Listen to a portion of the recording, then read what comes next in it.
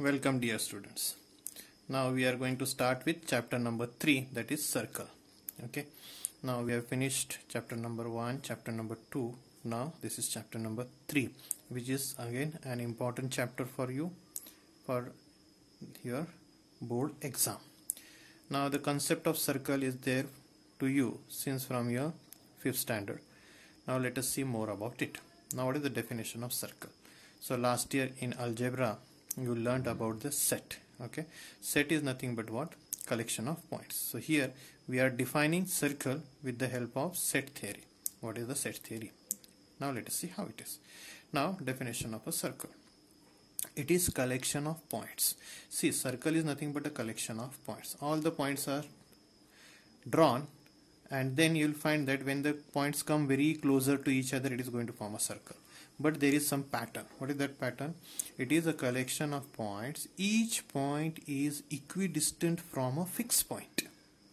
Okay, that is the pattern. So although you are drawing the points, but if suppose you are taking one point here and all the points are drawn which are equidistant from the circle, okay, equidistant from a fixed point, then this is going to form a circle. So here, that is the definition of circle. So it is a collection of points. Each point is equidistant from a fixed point is called circle. Okay. Now you know that a fixed point is what? Now here I have drawn one circle. This fixed point is O. That is called center of the circle. So the fixed point is called center of a circle. Then what is the fixed distance? Fixed distance is nothing but OC here. Okay. So this OC is nothing but radius of a circle. Okay, so the fixed distance is called radius of circle. So OC is radius of circle. I hope clear to you the definition. I'll revise it again. It is collection of points. Each point is equidistant from a fixed point is called a circle. Okay, so I'll write here A. Now some more.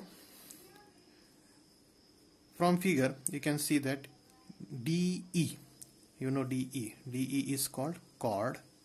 Then see here, O is the center, DE is a chord, AB is a diameter, so it is the longest chord which is passing through the center O.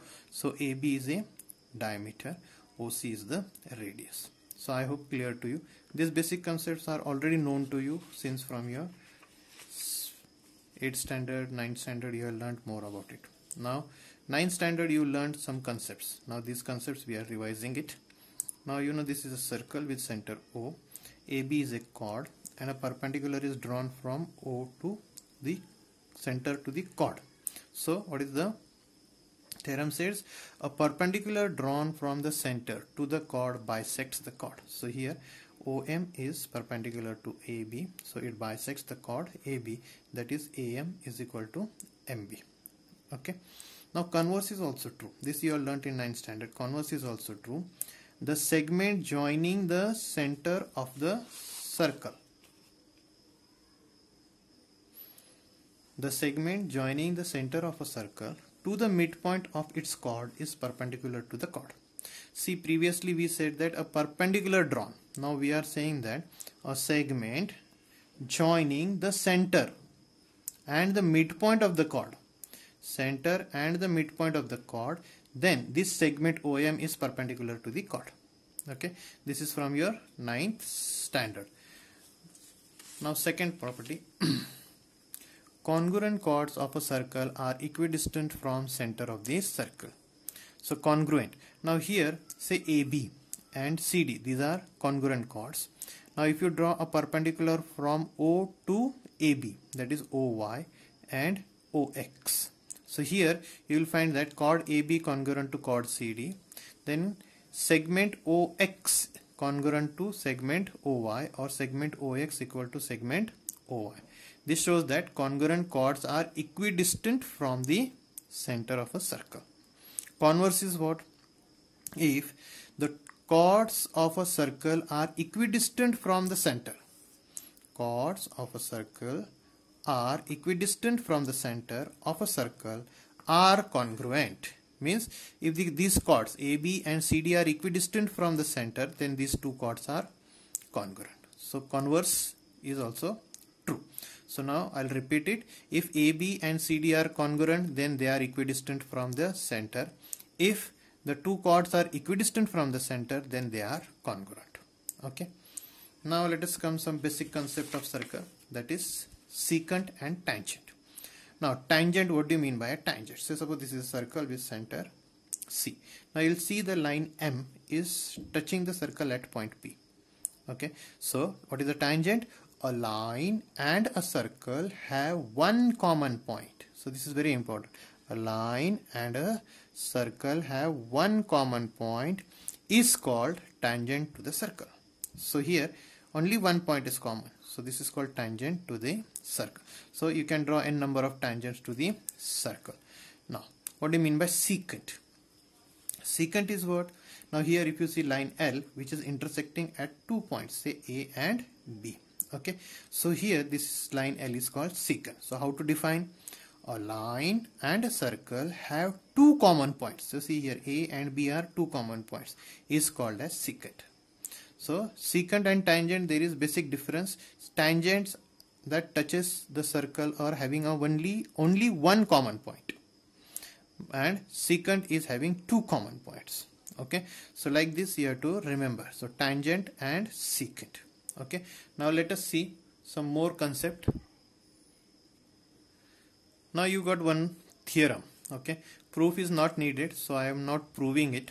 Now let us see what do you call that theorem. Theorem is called tangent theorem. Very important, many times we are going to use it.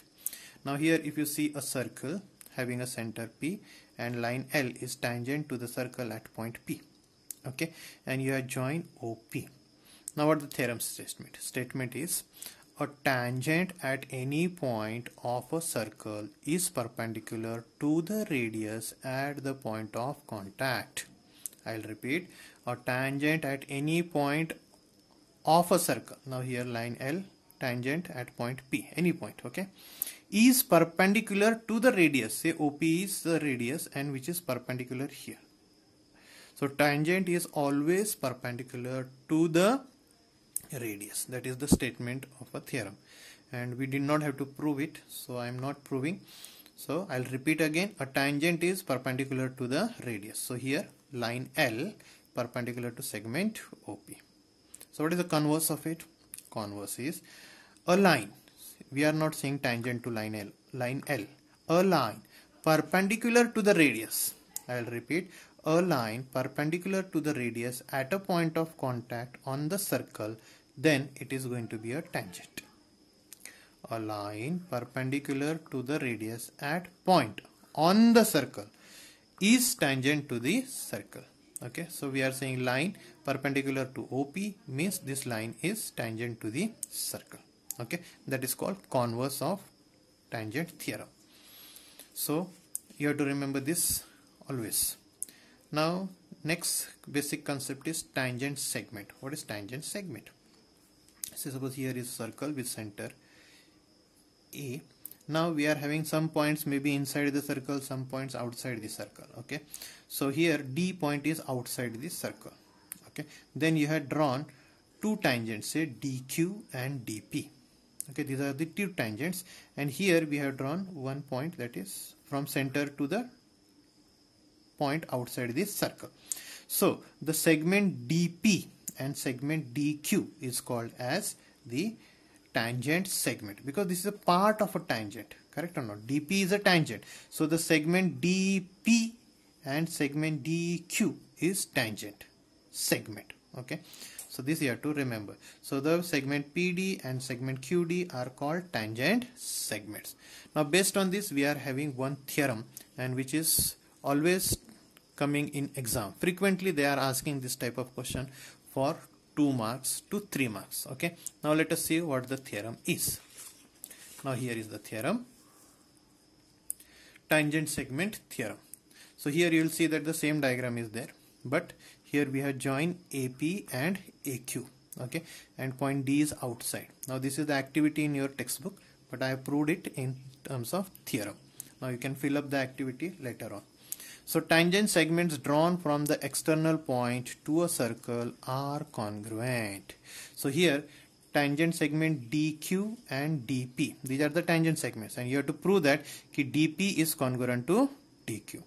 Okay, so let us see how it is. So what is given to you? A circle with center A. A circle with center A. Line DP and line DQ are tangents to the circle. Line DP and DQ are tangents to the circle at point P and Q. This is given to you. Okay, only tangents are given to you. Line, that is line DP and DQ are tangents to the circle at point P and Q. Clear? Okay, now what do you want to prove? Prove is segment PD congruent to segment QD. This you want to prove. I'll repeat, segment PD congruent to segment QD. Okay, for that purpose you have done one construction. You have to draw segment AP, you have to draw segment AQ, you have to draw segment AD. See here, draw segment AP, draw segment AQ, draw segment AD. Okay, now let us prove it. So proof. Now you can see the triangle PAD and triangle QAD. Okay, I'll repeat, in triangle PAD and triangle QAD. Okay, now you'll see that segment PA congruent to segment QA. Why? Segment PA congruent to segment QA. Why? Correct. That is radii of same circle. Radii of same circle. Alright, good. Now next, then you'll see that segment AD is congruent to segment AD, common side. Segment AD congruent to segment AD, that is common side. But this triangle, that is triangle PAD and QAD, here you will find that AP perpendicular to PD and AQ perpendicular to QD, means these are right angle triangles, correct or not? These are right angle triangles because angle APQD is 90 degree, angle AQD is also 90 degree. So see here, angle APD equal to 90 degree, equal to angle congruent to angle AQD equal to 90 degree. Okay, instead of congruency you can write equal to sign, no problem. So angle APD equal to angle AQD equal to 90 degree, that is tangent theorem. So then this is a right angle triangle. So these are right angle triangles, so we can prove. Now this is hypotenuse because side opposite to 90 degree is hypotenuse. So this is side hypotenuse or hypotenuse side theorem. So we can say that triangle PAD congruent to triangle QAD by hypotenuse side test. Hypotenuse side test. Okay, these are hypotenuse side. So these two triangles are congruent. So triangles are congruent means their corresponding sides are also congruent. So here segment DP congruent to segment DQ by CSCT, hence proved. So such type of theorem may come for 2 to 3 marks in your exam, and they are frequently asking this type of question. Okay, so this type of theorem, so by heart it, understand it well. Thank you. I hope you enjoying it.